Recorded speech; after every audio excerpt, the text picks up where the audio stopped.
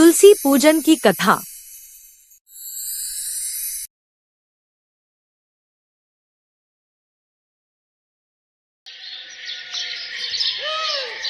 तुलसी, जिसके बिना हर घर हर आंगन एकदम सूना है। अगर वो घर के आंगन में हो तो घर में सुख समृद्धि फैला देती है। लेकिन आखिर हर घर में पूजी जाने वाली तुलसी का जन्म कैसे हुआ था? क्या है इसके पीछे का रहस्य? आइए जानते हैं इस कहानी में। बहुत समय पहले की बात है। रुद्रवंश के शक्तिशाली राजा धर्मध्वज और उनकी पत्नी मालवती सालों से संतान की कामना कर रहे थे। राजमहल में कई यज्ञ और पूजाएं हो रही थी, लेकिन फिर भी उन्हें संतान की प्राप्ति नहीं हो रही थी। मैं तो प्रभु से हाथ जोड़कर माफी मांग मांग कर थक गई हूँ कि मेरी सोनी गोद भर दे, लेकिन अभी तक मुझे माँ बनने का सुख नसीब नहीं हुआ। अब तो हम थक चुके हैं, आप हमें कहीं बाहर ले चलिए ताकि हमें थोड़ी शांति मिल सके। इसके बाद धर्मध्वज महारानी को लेकर कुछ दिन के लिए हिमालय की ओर घूमने गए, लेकिन वहाँ इतनी सुंदर जगह थी कि वहाँ का दृश्य देखकर वो उसकी खूबसूरती में प्रेम में इतना खो गए कि उन्हें पता ही नहीं चला कि कब सुबह हो गई। और 2 दिन बाद वो वापस राजमहल लौट आए। तब उन्हें पता चला कि महारानी ने गर्भ धारण किया है। ये सुनकर वो बहुत खुश हुए। फिर ठीक 9 महीने बाद महारानी ने एक सुंदर तेजस्वी कन्या को जन्म दिया। मेरी बेटी ये तो स्वयं देवी का स्वरूप है। आज से इसका नाम होगा वृंदा, जिसका अर्थ है हरियाली, पवित्रता और भक्ति का प्रतीक। पूरा राजमहल आनंद से गूंज उठा। वृंदा माता पिता की आंखों का तारा थी। उसमें अद्भुत भक्ति और तेज दिखाई देता था। बचपन में ही वृंदा ने भगवान विष्णु को अपना आराध्य मान लिया। वो घंटों उनका ध्यान लगाती। बेटी, खेल भी लिया कर, अभी से तपस्विनी मत बन जा, अभी तो तेरे खेलने कूदने की उम्र है। माँ, प्रभु को याद करने में सबसे बड़ा आनंद मिलता है, उसके आगे सभी खेल बेकार हैं। अब उसकी भक्ति का प्रभाव प्रकृति पर दिखता था। जहाँ भी वो जाती वहाँ पवित्र सुगंध फैल जाती। ऐसे ही समय बीता और धीरे धीरे वृंदा जवान हो गई। फिर एक रोज विष्णु भगवान शेष शैया पर विश्राम कर रहे हैं। उनके पास में लक्ष्मी जी चिंतित बैठी हैं। क्या हुआ प्रभु? स्वर्गलोक में इतना तनाव क्यों है? सब ठीक तो है ना? नहीं देवी, कुछ भी ठीक नहीं है। एक असुर है शंखचूड़। वो बहुत शक्तिशाली हो गया है। वो ब्रह्मा का परम भक्त है और उसे अजय होने का वरदान मिल गया है और अब तीनों लोकों में उसी का राज होगा। परंतु उसके विनाश के बिना त्रिलोक में शांति संभव नहीं। क्या उसे हराने का कोई मार्ग नहीं? उसे हराने का एक ही मार्ग है, उसकी पत्नी की पतिव्रता भक्ति को तोड़ना। जो भी उससे विवाह करेगी, अगर उसकी पतिव्रता को तोड़ दिया जाए तो उसका विनाश हो सकता है। ये सुनकर लक्ष्मी जी स्तब्ध रह जाती हैं। मैं कुछ समझी नहीं स्वामी। दरअसल ब्रह्मा जी ने उसे वर दिया है कि जब तक उसकी पत्नी पतिव्रता रहेगी, उसे कोई देवता नहीं मार सकता। इधर वृंदा जब बड़ी हुई तो विष्णु का ध्यान करने वन में चली गई, जहाँ एक रोज वन में शिकार करते समय शंखचूड़ नाम के एक राक्षस की नजर वृंदा पर पड़ी। उसकी खूबसूरती देखकर तो वह स्तब्ध रह गया। यह सौंदर्य स्वर्ग में भी नहीं देखा। यह स्त्री मेरी रानी बनेगी। फिर अगले ही दिन वह राजा धर्मध्वज के पास आया। मैं आपकी पुत्री का वरण करना चाहता हूँ, उससे विवाह करना चाहता हूँ, और आपने ऐसा नहीं किया तो आपके सारे परिवार को नष्ट कर दूंगा। ये बात सुनकर राजा भयभीत हो गए। उनमें मना करने की शक्ति नहीं थी। यदि वृंदा सहमत हो तो हमें कोई आपत्ति नहीं। अपने परिवार और प्रजा की रक्षा हेतु वृंदा ने विवाह स्वीकार कर लिया। यदि मेरी शादी असुर से होगी तो मैं भक्ति से उसे सतपथ पर ला पाऊंगी। सबकी रजामंदी से दोनों की शादी हो गई। इधर विवाह के बाद वृंदा ने शंखचूड़ को विनम्रता और प्रेम से उन्हीं के आराध्य मार्ग में लगाए रखा। ये देख वृंदा भी खुश थी। फिर उसकी पतिव्रता से शंखचूड़ युद्धों में अजेय हो गया और अब धीरे धीरे उसकी शक्तियाँ और घमंड और भी बढ़ने लगा। और अब उसने न सिर्फ धरती लोक पर बल्कि साथ साथ देवलोक में भी आतंक मचा दिया, जिससे सभी देवता घबरा गए और वो रक्षा हेतु विष्णु जी के पास गए। हे विष्णु, वृंदा की भक्ति से यह असुर और भी शक्तिशाली हो गया है। अब आप ही कुछ कीजिए प्रभु। अब विष्णु जी ने सोचा। फिर सबकी रजामंदी से दोनों की शादी हो गई। इधर विवाह के बाद वृंदा ने शंखचूड़ को विनम्रता और प्रेम से उन्हीं के आराध्य मार्ग में लगाए रखा। ये देख वृंदा भी खुश थी। फिर उसकी पतिव्रता से शंखचूड़ युद्धों में अजेय हो गया और अब धीरे धीरे उसकी शक्तियाँ और घमंड और भी बढ़ने लगा। और अब उसने न सिर्फ धरती लोक पर बल्कि साथ साथ देवलोक में भी आतंक मचा दिया, जिससे सभी देवता घबरा गए और वो रक्षा हेतु विष्णु जी के पास गए। हे विष्णु, वृंदा की भक्ति से यह असुर और भी शक्तिशाली हो गया है। अब आप ही कुछ कीजिए प्रभु। अब विष्णु जी ने सोचा। फिर एक रोज शंखचूड़ युद्ध में गया हुआ था, जहाँ चारों ओर घमासान युद्ध चल रहा था। फिर वृंदा अपने पति की रक्षा के लिए तपस्या में बैठी हुई थी। तभी विष्णु भगवान शंखचूड़ का रूप लेकर उसके पास पहुँचे ताकि उसका पतिव्रता धर्म तोड़ सके। स्वामी, आप लौट आए। विष्णु मौन रहे। क्या हुआ स्वामी? लेकिन विष्णु तब भी कुछ नहीं बोले। ये देख वृंदा के मन में क्षण भर को संदेह आया। उसका पतिव्रता व्रत टूट गया। उसी समय युद्ध में शंखचूड़ मारा गया और ये खबर आई, महारानी, महाराज युद्ध में मारे गए। वृंदा को असलियत पता चली। उसका हृदय जल उठा। तुमने मेरे धर्म का अपमान किया। कौन हो तुम? तुम मेरे स्वामी नहीं हो। तभी विष्णु जी अपने असली रूप में आ गए। प्रभु, आपने मेरे साथ छल किया। हे विष्णु, मैं तुम्हें श्राप देती हूँ, तुम पत्थर बनोगे। वृंदा के श्राप से भगवान शालिग्राम रूप यानी एक पत्थर के रूप में परिवर्तित हुए और वृंदा का शरीर तप में भस्म हो गया, पर उसकी आत्मा भक्ति में जीवित थी। फिर एक रोज विष्णु ने शांत स्वर में कहा, देवी, तुम भक्ति की देवी बन चुकी हो। तुम्हारा शुद्ध रूप धरती पर अमर होगा। तभी देवी लक्ष्मी वहाँ प्रकट हुई। वृंदा, तुम भक्ति, शुद्धता और पतिव्रता की मूर्ति हो, इसलिए पृथ्वी पर तुलसी के रूप में जन्म लो और मेरे समस्त रूपों से महान बनो। तभी वृंदा की राख झड़ती है और एक सुंदर सुगंधित पौधा उगता है, जिसका नाम तुलसी रखा जाता है। इस प्रकार देवी तुलसी का जन्म हुआ। इसके बाद भगवान विष्णु उनसे कहते हैं, जो भी आज के बाद तुलसी के पौधे को छुएगा उसमें पवित्रता आएगी। साथ ही मैंने तुम्हारा पतिव्रता धर्म नष्ट किया है, इसलिए मैं वरदान देता हूँ कि मेरे अंश शालिग्राम के पत्थर से तुम्हारा विवाह होगा और अब से तुम विष्णु के रूप शालिग्राम की पत्नी कहलाई जाओगी। फिर विष्णु शालिग्राम रूप में और वृंदा तुलसी रूप में आ गए। इसलिए हर वर्ष कार्तिक शुक्ल एकादशी को तुलसी और शालिग्राम का विवाह होता है। ढोल, नगाड़े, मंत्रोच्चार, पूरे ब्रह्मांड में उत्सव होगा और अब हम भी इनका विवाह खुशी खुशी करेंगे। इसके बाद सभी देवता गण ने मिलकर शालिग्राम और तुलसी का विवाह कराया। सभी देवियों ने मिलकर उन्हें दुल्हन की तरह तैयार किया और देवगणों ने मिलकर शालिग्राम को, जिसके बाद उन दोनों का विवाह संपन्न हुआ। उस रोज के बाद हर वर्ष धरती लोक पर भी देवी तुलसी और शालिग्राम का विवाह मनाया जाने लगा।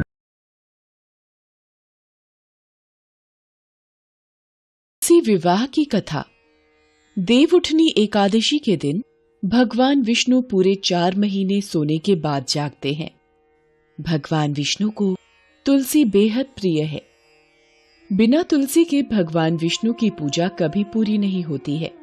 कहते हैं कि तुलसी दल अर्पित करने से ही श्री हरि को प्रसन्न किया जा सकता है। जो लोग देवउठनी 11 के दिन तुलसी का विवाह संपन्न कराते हैं, उनको सभी प्रकार के सुखों की प्राप्ति होती है। कहते हैं इस दिन तुलसी विवाह की कहानी अवश्य ही सुननी चाहिए। आइए सुनते हैं तुलसी विवाह की कथा। पौराणिक मान्यता के अनुसार राक्षस कुल में एक कन्या का जन्म हुआ, जिसका नाम वृंदा था। वो बचपन से ही भगवान विष्णु की भक्ति और साधना में डूबी रहती थी। जब वृंदा विवाह योग्य हुई तो उसके माता पिता ने उसका विवाह समुद्र मंथन से पैदा हुए जलंधर नाम के राक्षस से कर दिया। वृंदा भगवान विष्णु की भक्त के साथ एक पतिव्रता स्त्री थी, जिसके कारण उनका पति जलंधर समय के साथ और भी शक्तिशाली हो गया। सभी देवी देवता जलंधर के कहर से डरने लगे। जलंधर जब भी युद्ध पर जाता, वृंदा पूजा अनुष्ठान करने बैठ जाती। वृंदा की विष्णु की भक्ति और साधना के कारण जलंधर को कोई भी युद्ध में हरा नहीं पाता था। एक बार जलंधर ने देवताओं पर चढ़ाई कर दी, जिसके बाद सारे देवता जलंधर को परास्त करने में असमर्थ हो रहे थे। तब हताश होकर सभी देवता भगवान विष्णु की शरण में गए और जलंधर के आतंक को खत्म करने के उपाय पर विचार करने लगे। तब भगवान विष्णु ने अपनी माया से जलंधर का रूप धारण कर लिया और छल से वृंदा के पतिव्रत धर्म को नष्ट कर दिया। इससे जलंधर की शक्ति कम होती गई और वो युद्ध में मारा गया। जब वृंदा को भगवान विष्णु के छल का पता चला तो उन्होंने भगवान विष्णु को शिला यानी पत्थर बन जाने का शाप दिया। भगवान को पत्थर का होते देख सभी देवी देवता में हाहाकार मच गया। फिर माता लक्ष्मी ने वृंदा से प्रार्थना की। तब जाकर वृंदा ने अपना श्राप वापस ले लिया और खुद जलंधर के साथ सती हो गई। जब वो उसके साथ भस्म हो गई तो कहते हैं कि उनके शरीर की भस्म से तुलसी का पौधा बना। फिर उनकी राख से एक पौधा निकला जिसे भगवान विष्णु ने तुलसी का नाम दिया और खुद के एक रूप को पत्थर में समाहित करते हुए कहा कि आज से तुलसी के बिना मैं कोई भी प्रसाद स्वीकार नहीं करूंगा। इस पत्थर को शालिग्राम के नाम से तुलसी जी के साथ ही पूजा जाएगा। तभी से कार्तिक महीने में तुलसी जी का शालिग्राम के साथ विवाह भी किया जाता है। आइए जानते हैं तुलसी विवाह की पूजा विधि। तुलसी विवाह के दिन तुलसी के पौधे की शालिग्राम से सनातन धर्म के अनुसार विवाह कराया जाता है। शालिग्राम को भगवान विष्णु का स्वरूप माना जाता है। तुलसी विवाह को लोग उसी प्रकार कराते हैं जैसे आम लोगों के विवाह होते हैं। इस दिन पंडित जी को घर पर बुलाकर तुलसी के पौधे पर लाल चुनरी उड़ाकर श्रृंगार की सभी चीजें वस्तुएं अर्पण की जाती हैं। हिंदू धर्म के अनुसार तुलसी पूजा करने से विशेष लाभ प्राप्त होता है, इसलिए प्रत्येक घर में तुलसी विवाह को अधिक महत्व दिया जाता है। तुलसी विवाह के दिन कन्यादान भी किया जाता है क्योंकि कन्यादान को सबसे बड़ा दान माना गया है। तुलसी विवाह के दिन सूर्योदय से पहले उठकर स्नान करें, साफ वस्त्र धारण करें और व्रत का संकल्प लें। तुलसी विवाह के दिन तुलसी के पौधे को लाल रंग की चुनरी उड़ाएं। इसके बाद तुलसी के पौधे पर श्रृंगार की वस्तुएं चढ़ाएं। पत्थर रूपी शालिग्राम को तुलसी के पौधे के साथ स्थापित करें। शालिग्राम को स्थापित करने के बाद तुलसी के पौधे का विधिवत पंडित जी से विवाह करवाएं। तुलसी विवाह में तुलसी के पौधे और शालिग्राम के साथ 7 प्रतिमा कराएं और अंत में तुलसी जी की आरती गाएं। ये पूजा उन लोगों के लिए विशेष फलदायी होती है जिन लोगों के घर में बेटियां नहीं।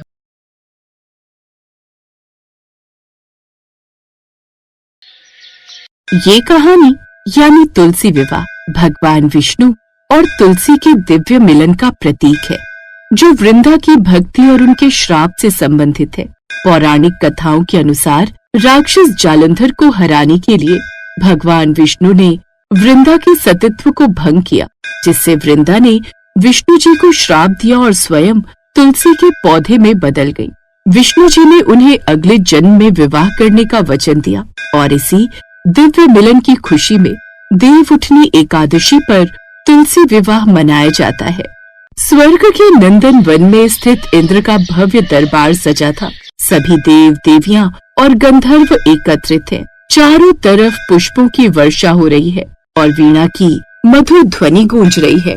और अपने दरबार को इस तरह पुष्पों द्वारा सजा हुआ देख भगवान इंद्रदेव की खुशी का ठिकाना नहीं रहता और वो खुशी से झूमते हुए सभी देव और देवियों से कहते हैं, आज का दिन अद्भुत है। 4 मास के बाद मेरे आराध्य जगत पालक श्रीहरि अपनी योग निद्रा से जागे हैं और तो और आज वह महान वचन पूरा हो रहा है, तुलसी और शालिग्राम का विवाह। नारायण नारायण।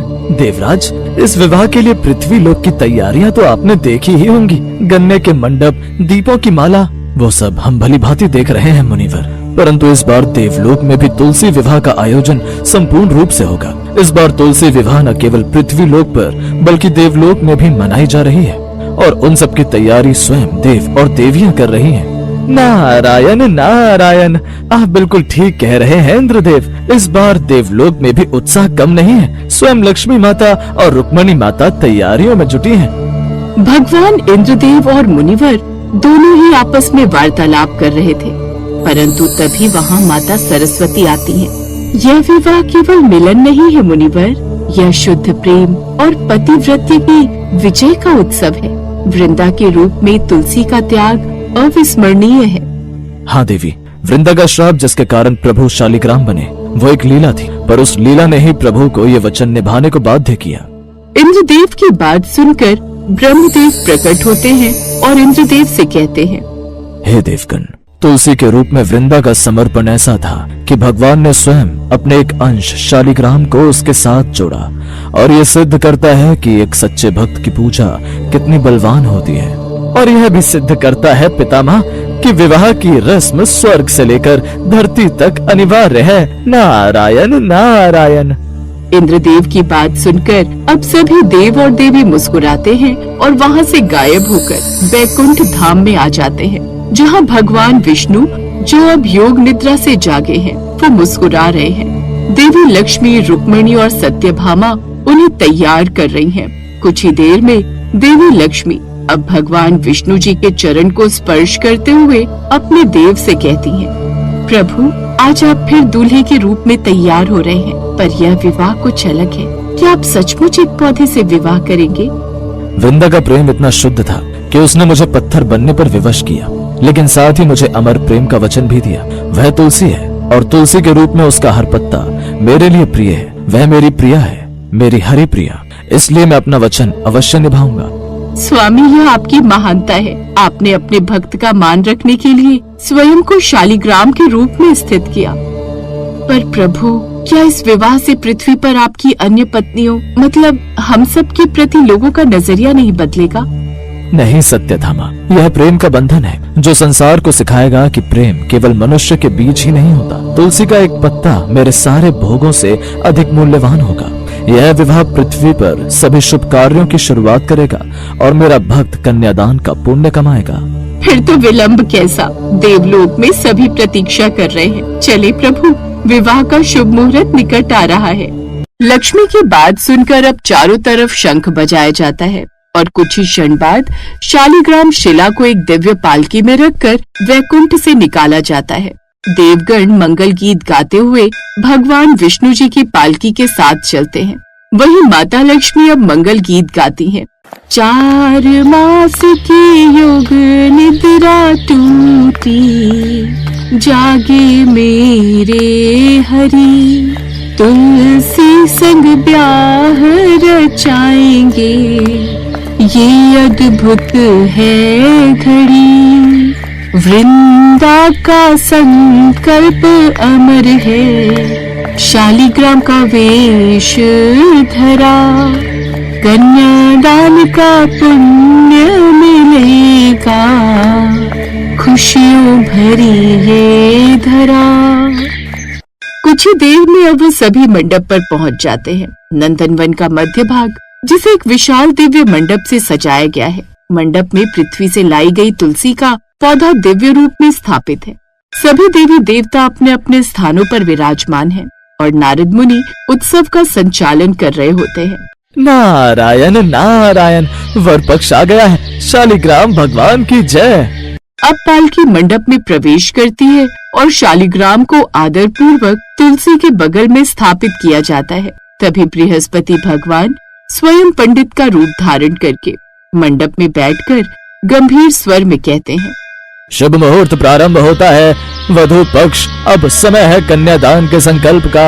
हे नारायण, हम देवगण वृंदा के त्याग और भक्ति के साक्षी रहे हैं। आज हम अपनी इस दिव्य पुत्री का कन्यादान करके स्वयं को धन्य मानते हैं। इस तरह अब सभी देव वृंदा और भगवान विष्णु जी के ऊपर पुष्प अर्पित करते हैं। अब वरमाला तुलसी, अपनी भक्ति और प्रेम की ये माला अपने आराध्य को अर्पित करो। अब तुलसी के पौधे पर दिव्य फूलों की एक माला डाली जाती है और ठीक उसी क्षण शालिग्राम शिला से एक दिव्य पुष्पमाला हवा में उठकर तुलसी के पौधे के ऊपर आ जाती है। वातावरण जय जयकार से गूंज उठता है। तभी माता लक्ष्मी रुक्मिणी की ओर देख उनसे कहती है, देखो रुक्मिणी, प्रभु ने अपनी प्रिया को स्वयं स्वीकार किया। यह प्रेम है जो भौतिकता की सीमाओं से परे है। अब अग्नि के साथ फेरे। अब मंडप में दिव्य अग्नि प्रज्वलित होती है। तुलसी का पौधा और शालिग्राम शिला को एक साथ अदृश्य शक्ति द्वारा 7 फेरों के लिए घुमाया जाता है। हर फेरे के साथ देवगण मंत्रों का जाप करते हैं और 7वां फेरा पूर्ण होने पर 7वां फेरा संपन्न हुआ। अब ये विवाह आज से अमर है, ये बंधन हर जन्म में अटूट होगा। विवाह पूर्ण होने पर अचानक मंडप में एक अद्भुत प्रकाश फैलता है। तुलसी का पौधा क्षण भर के लिए अपने दिव्य रूप वृंदा में परिवर्तित होता है। वृंदा और शालिग्राम जो स्वयं विष्णु के रूप में प्रकट हुए हैं, वो एक दूसरे को देखते हैं और मेरे नाथ, आपने अपना वचन पूरा किया, अब मेरा जीवन सफल हुआ। वृंदा, तुम केवल मेरी प्रिया नहीं हो, तुम पृथ्वी पर आरोग्य और पवित्रता का एक प्रतीक बनोगी। आज से कोई भी शुभ कार्य, कोई भी पूजा मेरे लिए तब तक पूर्ण नहीं होगी जब तक उसमें तुलसी शामिल ना हो। भगवान विष्णु की बात सुनकर वृंदा मुस्कुराती है और वो पुनः तुलसी के रूप में परिवर्तित हो जाती है और विष्णु पुनः शालिग्राम के रूप में। नारायण नारायण, यह लीला, यह प्रेम युगों युगों तक संसार को शिक्षा देगा कि भक्ति और प्रेम ही सबसे बड़ा धर्म है। इस महान विवाह की खुशी में आज से पृथ्वी पर सभी शुभ और मांगलिक कार्य शुरू होंगे। ये दिन देवोत्थान एकादशी और तुलसी विवाह के रूप में मनाया जाएगा। अब सभी देव देवियां और गंधर्व एक स्वर में तुलसी मैया की जय और शालिग्राम भगवान की जय का उद्घोष करते हैं। देवलोक में उत्सव का यह रंग पृथ्वी पर भी उसी श्रद्धा और उल्लास के साथ फैल जाता है।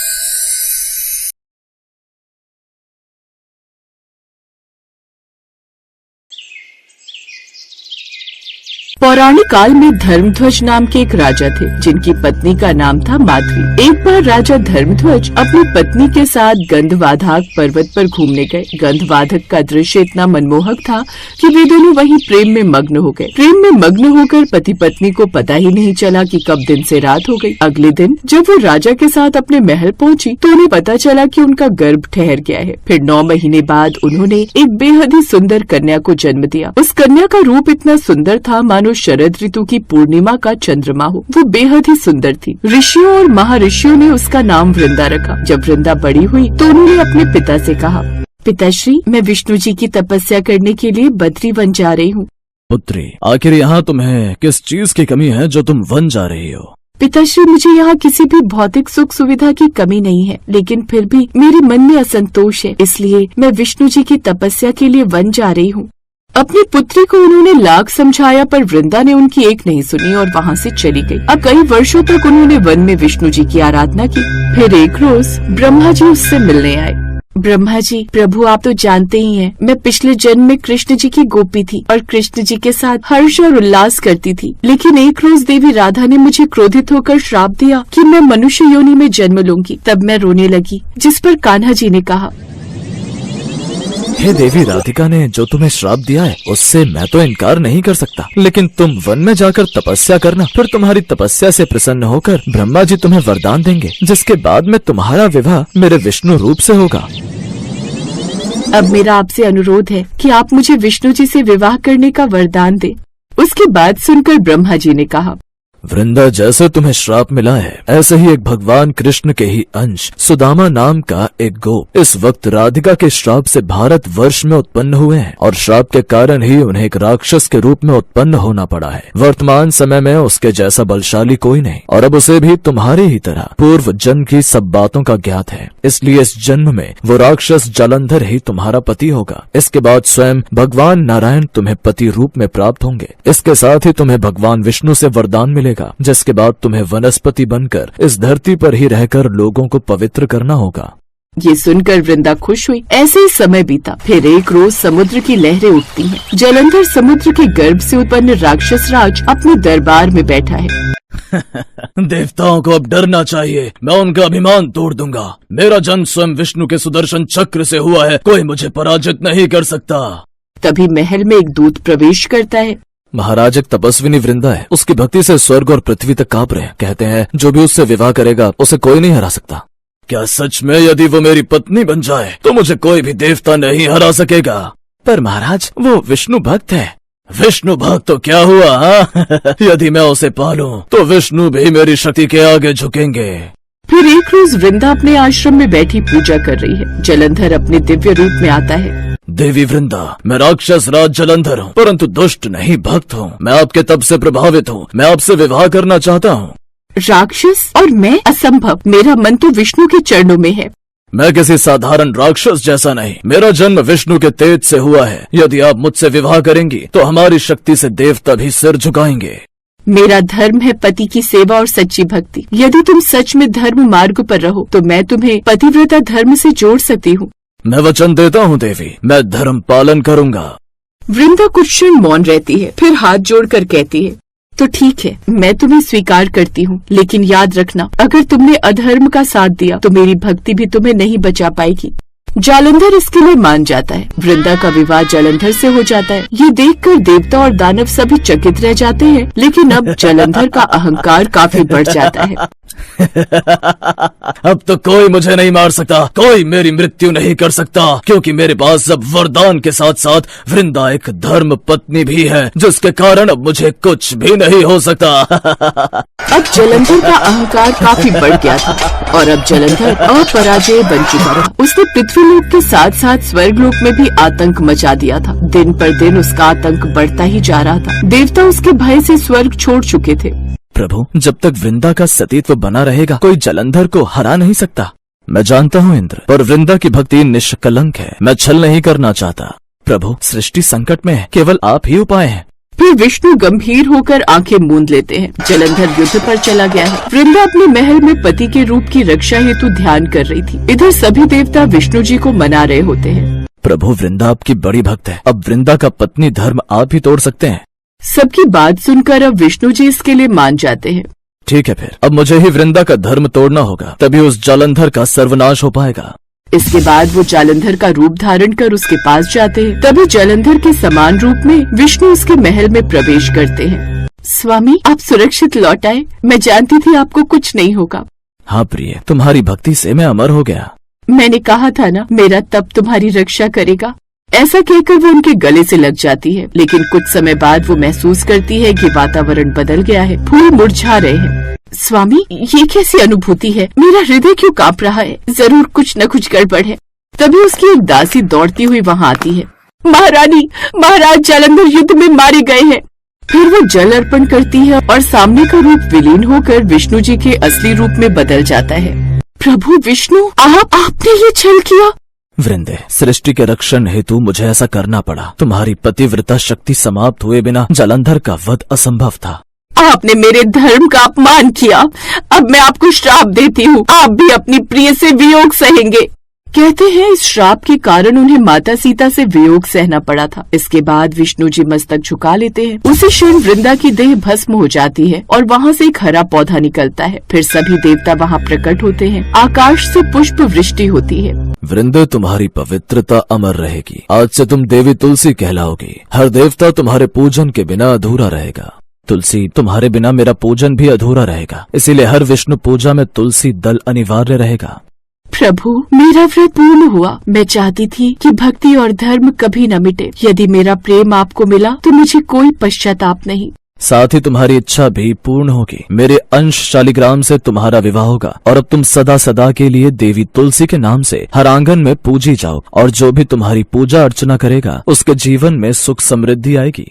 स्वामी, मैं यही चाहती थी कि कब मैं आपकी अर्धांगिनी बनूं। आज आपने मेरी ये इच्छा भी पूरी कर दी। मैंने राक्षस से विवाह इसलिए किया ताकि भक्ति का अर्थ समझा सकूं। सच्चा प्रेम त्याग और धर्म में निहित है, न कि रूप या जाति में। जो तुलसी को पूजे वह विष्णु का आशीर्वाद पाए। इसके बाद तुलसी का विवाह विष्णु रूप शालिग्राम से हुआ, जिसके बाद से वो सदा सदा के लिए उनकी पत्नी के रूप में जानी जाने लगी।